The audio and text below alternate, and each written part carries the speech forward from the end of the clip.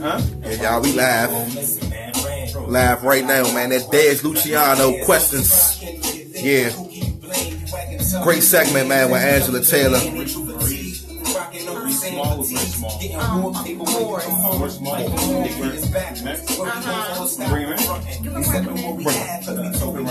Yeah. Antonio, man, what's happening, man? Thanks for tuning in, man. We Facebook Live right now. I'm feeling good, man. Great show. Yeah. That's how we do, man. Tell a friend and tell a friend. Download that app. Hustle for a Radio. It gets real. Yeah. Yeah.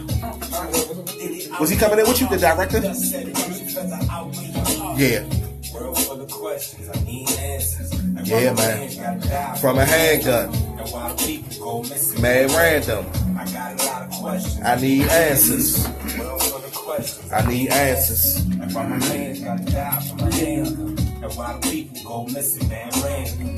Ready?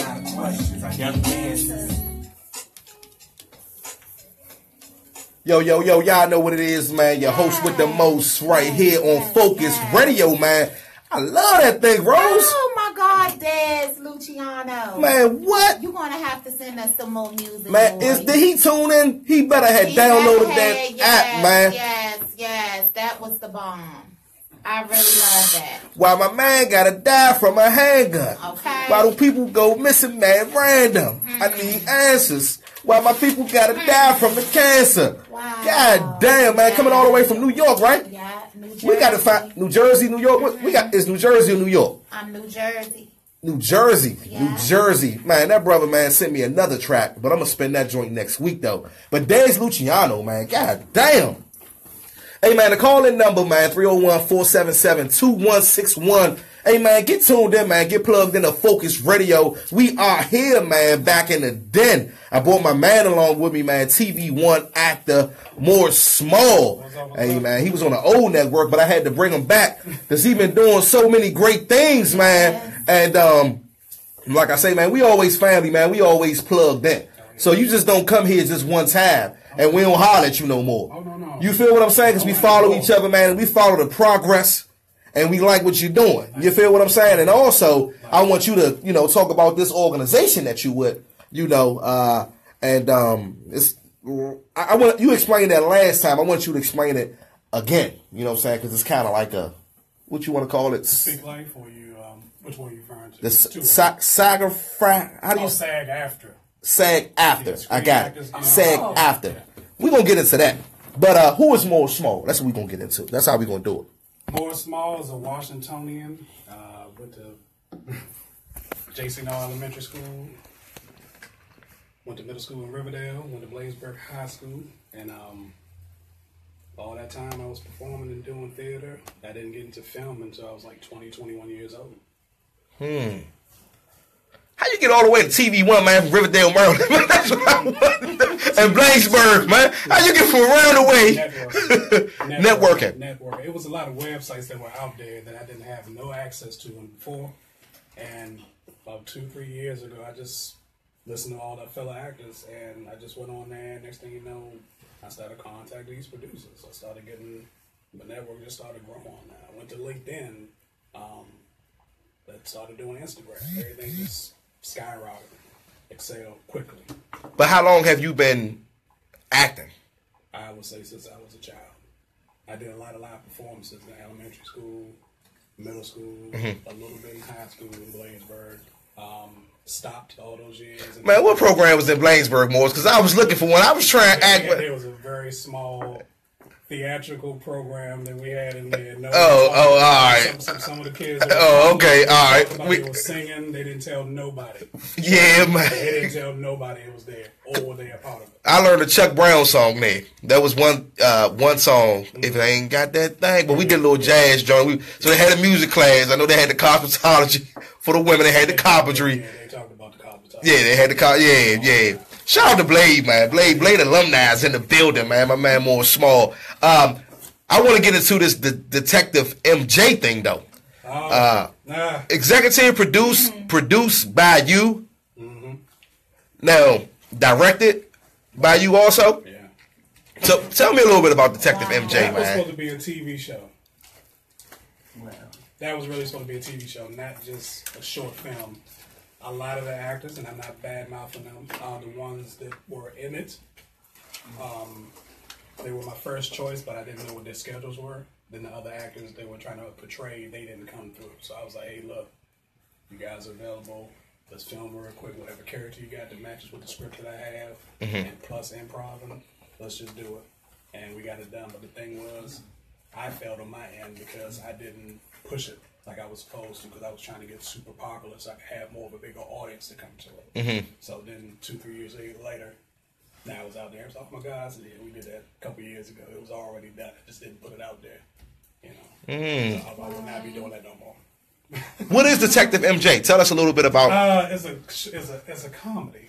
It's about It is. Y'all be tripping. Get my man Ryan in there too at the end. By the way, one of the people operators on the phone. Got some coworkers. Yeah. It's a comedy, and it's about a detective doing crime, fighting crime, and trying to do it his own way. Okay. Which is pretty much the wrong way majority. Yeah. You know, I got a neighbor, the guy that plays. Yeah. I was supposed to be a woman. Yeah. So Okay. he already had a character.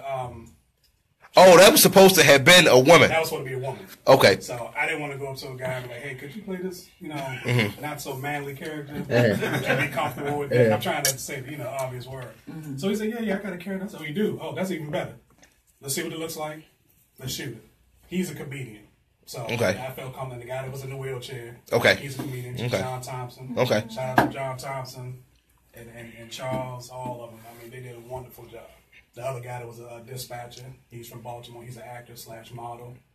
He had kind of like the list with glasses on. Okay. He's an actor and a model. Okay. It turned out real good. They turned out real good. Yeah, I like that. They came through. I like that. They came back I like about that. them. And I to this day, I still apologize to them for not pushing it and getting out there sooner. But you say never again you do that as far as what? As far as holding on to a product, let's just put it out there instead of waiting and I was just trying to build myself up. And trying to get it out there and just be more popular with it. Sometimes it takes your work to build you up. Yeah, pretty much. Find that out the hard way. But you know what? I want to get into that also. Now, for an actor trying to push his product, right? Because you still have a product as far as recording, whatever it may be, a small script, a story, whatever, Detective MJ. How does that work as far as branding yourself as an actor doing it independently and yourself? I've been trying to ask that branding question for the longest time. A rapper can brand himself. Right, that's what I was going to say. It's kind of like, even a comedian. Comedians can brand But an themselves. actor. That's an untouched subject. But Detective MJ, you did everything yourself, directed it. The people that were supposed, like you said, supposed to have been behind it, you were waiting for, you just decided to do it on your own. Yeah. So let's get into TV1 though. Oh man. Okay, let's get into it. Now that ain't by yourself. That's one of the biggest black-owned networks there, TV1. Now with TV1, anything recently? I was in a week ago. I was in a show called Bride Killer. It's coming out. I don't ask. I played a sheriff. Sheriff Wow. for those old times. I was very uncomfortable with that show. How's that though? Like getting dressed and you got to do certain things for this role though. How you get yourself into it? Well, those are a little easier because they're reenactments. So what they'll do, they'll send you a script only to the people that have been chosen, and then so you can get a feel of it. So what I do is I go back and look at the actual story because it's real. All those events really happen. So once I get that part down, then I'm like, okay, well, whatever they throw me in the script, I'm like, you can't change it because that's not how the story happened. So it makes it a little easier for me to do it. The best way to remember your lines. I always had that question. I do about 2-3 times a day. Breakfast, lunch, and dinner. Is there a person like that can help you remember your lines when you on set? They don't have that. They don't have like a person like, with a piece of paper. Well, yeah, they'll probably have somebody behind the screen and just shoot your lines out to you. Like if you forget your lines in the middle of it, and then somebody will be like, "You're supposed to say this." Somebody will just shout it out. It's not really somebody rehearsing. I mean, you can do rehearsal before it. You get your lines, somebody will just scream it out and have to retake it again. Yeah. Okay. So, let's talk about the SAG after, right? SAG after. SAG after. Yeah, SAG after.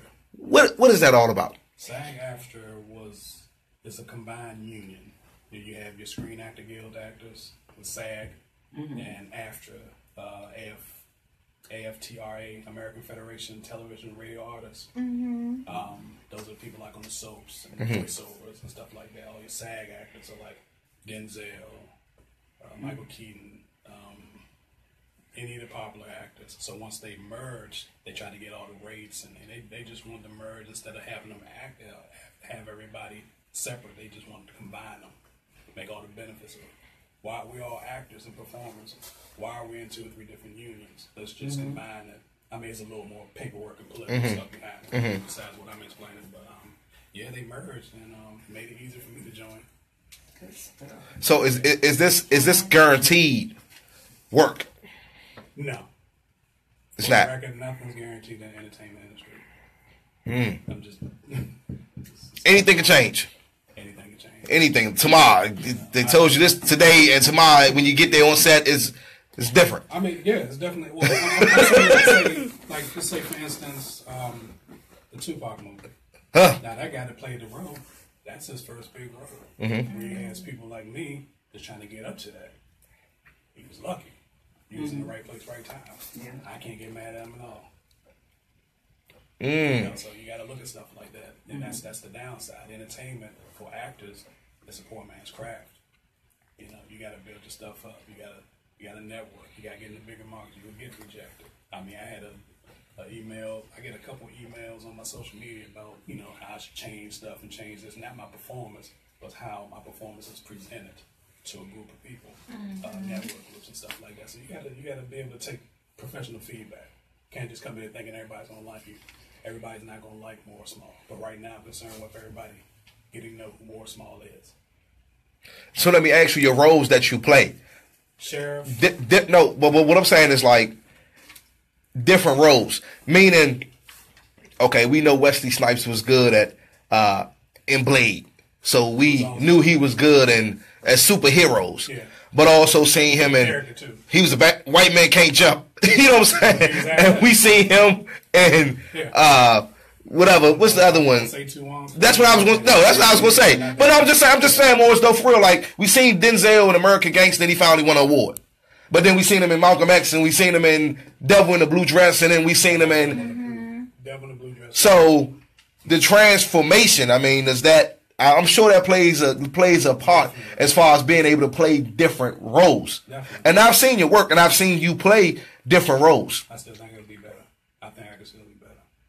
I'm not satisfied with my work. Let me ask you this: which one of your favorite roles? What can you do now? For example, I mean, somebody came in. Which one of your favorite roles? I would say the one I recently just finished is a short film.